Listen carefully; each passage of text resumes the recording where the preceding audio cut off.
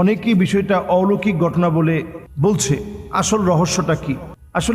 আসল বিষয়টি হচ্ছে ওয়া ইয়াতাওয়াক্কাল আলাল্লাহ ফাহুয়া হাসবুহ। যে ব্যক্তি আল্লাহর উপরে তাওয়াক্কুল করবে, আল্লাহ রাব্বুল আলামিন তার জন্য যথেষ্ট হয়ে যাবে। আসলে এটাই সবচেয়ে বড় বাস্তবতা।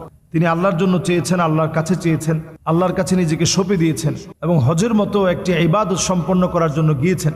কিছু আনুষঙ্গিক জটিলতার কারণে যখন ওনাকে যাওয়ার পারমিট দেওয়া হচ্ছিল না, একবার বিমানটা ফ্লাই করেছে, যান্ত্রিক ত্রুটির কারণে ফিরে আসছে, যান্ত্রিক ত্রুটি শেষ করে বিমানটা আবার উড্ডয়ন করেছে।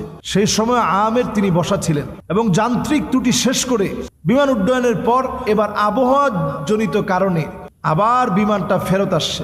এরপরে পাইলট নিজে বলছেন যে কোনোভাবে আমি ওই যাত্রীকে রেখে যাব না।